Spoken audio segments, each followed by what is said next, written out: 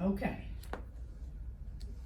You have pedunculated, meaning they're going to be like on a stalk. It's a solid heterogeneous mass.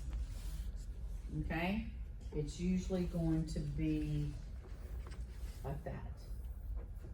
Okay? You've also got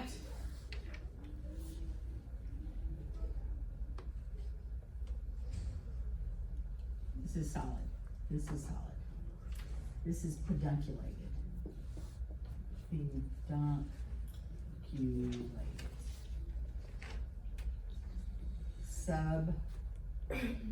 Subserosal. Oh, that's easy to remember, right? Yeah. Because isn't this the serosa? Mm-hmm. Okay. You can have them here. Intramural, the most common. I think here they call them serosal.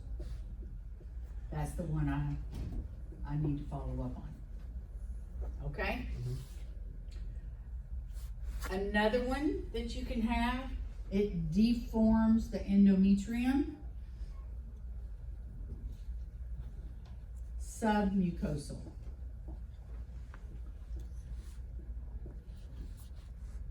That one causes dysfunctional uterine bleeding. Okay? Deforms the heart. Do that? It deforms the Uterine what? bleeding. The endometrium.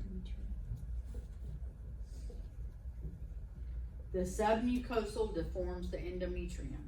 The intramural, the myometrium. The subserosal, the serosa.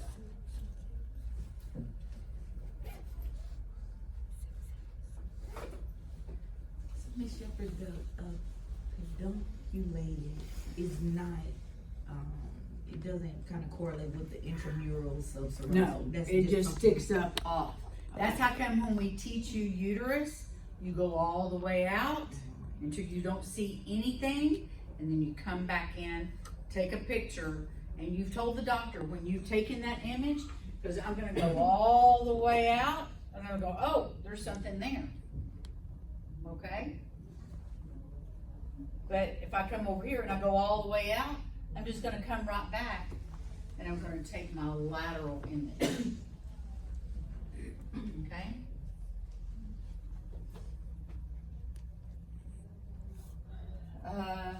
Myomas. They're called leiomyomas.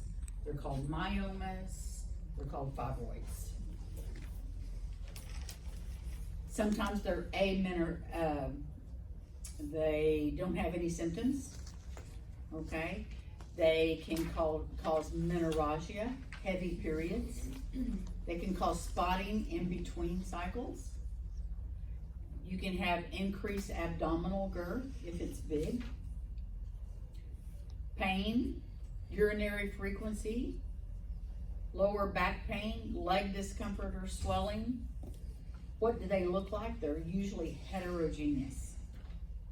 Okay? They make your endometrial stripe irregular.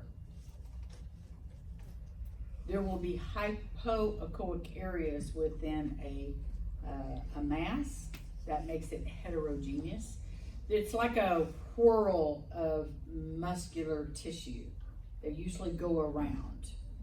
Okay? You never measure anything unless you turn on it. Okay? You can turn on a fibroid and it will continue to be there. If it disappears, it's something else. Okay? You can have calcifications if they're older, and sometimes they can change the posterior bladder contour. Bless you. Why would they change the bladder contour? Because it pushes. Because it pushes, the uterus is posterior to the bladder. So if I have a big fibroid, Yeah. it's going to push on your bladder. They're more prominent in African American women. Okay? This is a degenerative changes, meaning it has lost its blood supply and it is necrosing.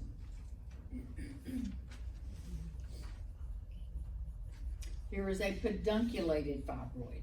It's on a stem. Here's the uterus, here's the endometrium, here's the bladder, and you can see that it's coming off of the fundus of the uterus posteriorly. How do you distinguish from the ovaries in this? You look for this. With an ovary, you wouldn't have this. Okay? And with an ovary, I'm gonna have follicles. Oh, I'm not gonna have follicles on a fibroid. So is this covering the ovary? Is it like above? No, it is part of the endometrial, the myometrial tissue. Oh, Mhm. so it'd be this one? Oh. Yeah, it's this one, okay? It's myometrial tissue, okay? Here's a submucosal. See how it has deformed the endometrium? You can also have them inside of the endometrium coming out this way, okay? So those are not fibroid? Or It's a it's fibroid. fibroid. All these are fibroid, right? Yeah, They that's have what we're names. talking about, fibroids. Mhm. But fibroids, there's three names. Mhm. Subserosal, submucosal, intramural. Thanks, my brain went blank. Okay, so here is, what kind is this? Intramural.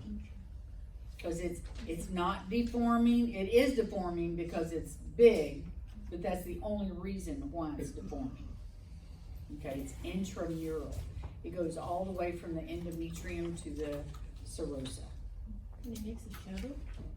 Yes, because look, they're calcified. Because you can have calcifications in a fibroid. They're heterogeneous. The older they get, they start necrosing or they can calcify. Ovarian cyst, we're gonna talk about functional cyst.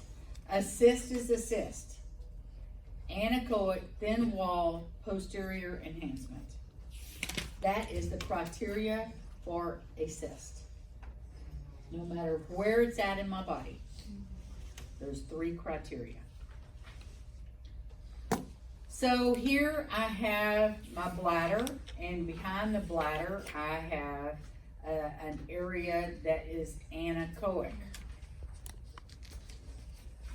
Okay, come to find out it's a follicular cyst because it has posterior enhancement. And what is this arrow right here? Egg shading. Yeah, it's called edge shadowing. Okay, corpus luteum.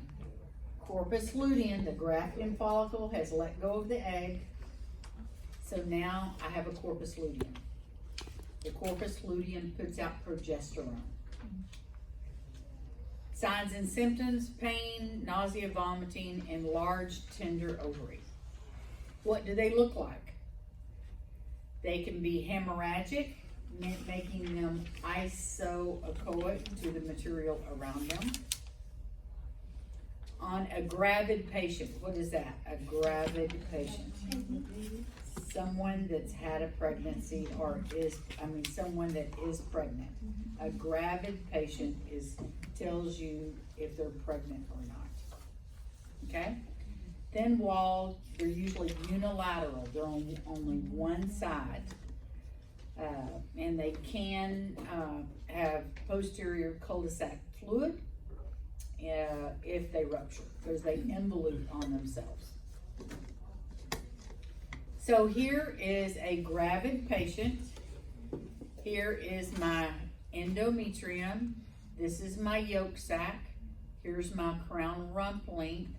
Here's my corpus luteum. The corpus luteum now will stay till about 16 weeks until the placenta takes over.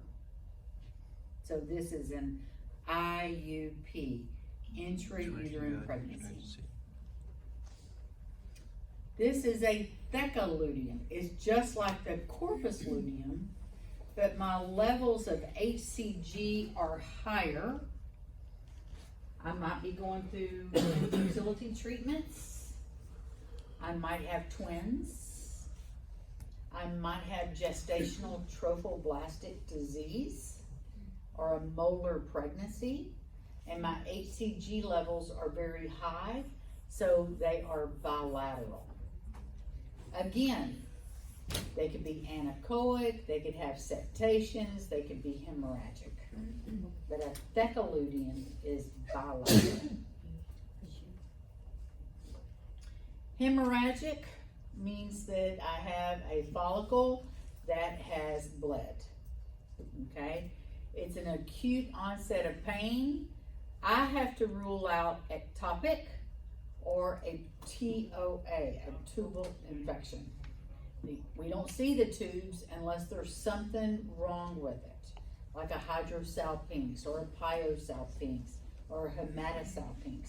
That's the only time that we see the tube. A lot of times we can see the tube with an ectopic on the contralateral side. Not the ipsilateral side, but the contralateral side. Hemorrhagic, they can, if it's acute, they're gonna be anechoic.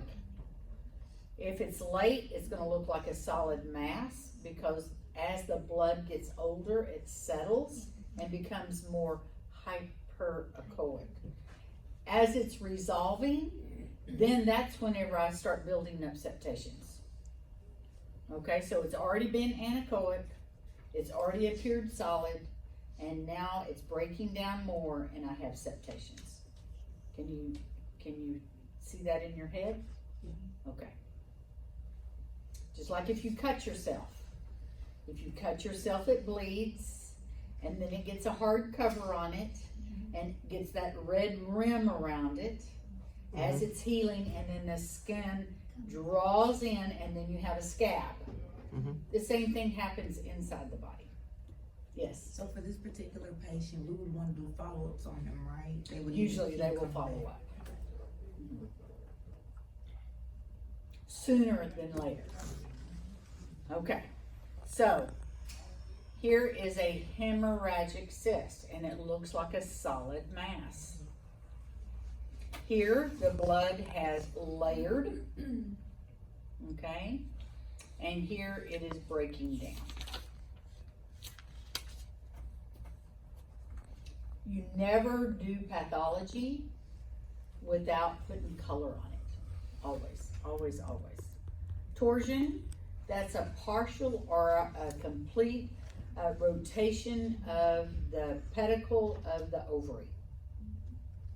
It can be caused from a mass, a cyst, or hyperstimulation. Hyperstimulation is something that a woman goes through and has infertility treatments, and they give her hormones. That's hyperstimulation. Or I have high levels of HCG. I have high levels of HCG that stimulates my ovaries to be bigger. As a matter of fact, I'll have a theca luteum cyst, not just one cyst, but two. Ovarian torsion, you have a sudden onset of severe pelvic pain, nausea, vomiting, and you'll have a palpable adnexal mass. The ovaries will be very large. They will lose their teardrop shape and become very round. They get very hyperechoic because of the edema inside of them. They can be heterogeneous. You'll have dilated vessels along the periphery of the ovary. That's why you want to open up that sample gate so we can get a higher demonstration whenever we do Doppler on it. There's usually going to be fluid in the posterior cul-de-sac, also called what? Recto-uterine space, also called what? Okay? PCOS, it is an androgen disorder. What's an androgen is a male hormone, okay? It's also called Stein-Leventhal syndrome. It's called Stein-Leventhal because of the hirsutism, obesity, anovulation, and hirsutism, meaning facial hair. Okay.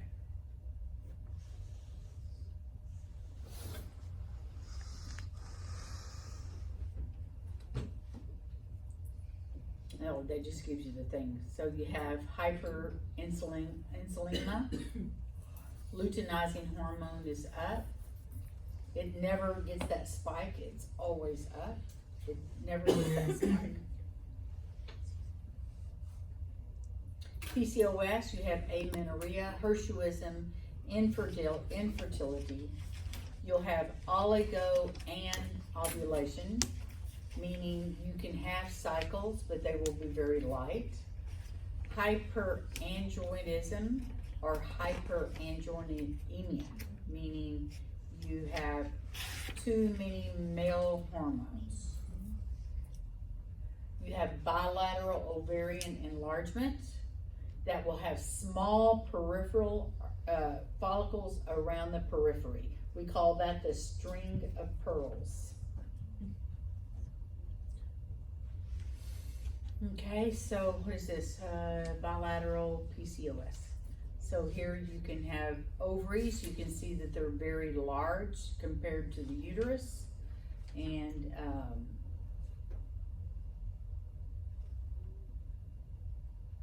what is this? Polycystic ovary. See how you have the string of pearls? The string of pearls. Cystic teratoma. It's a common germ cell tumor. It is benign. It contains hair, teeth, sometimes sebaceous fluid, thyroid tissue.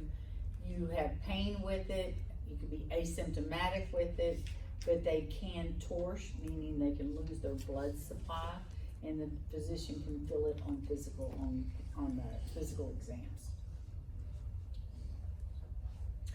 Sonographic appearance are predominantly cystic mass. They could have calcifications. Their fat fluid levels, because you can actually see that, shadowing echogenic foci, but I disagree with this, as I think they are predominantly solid.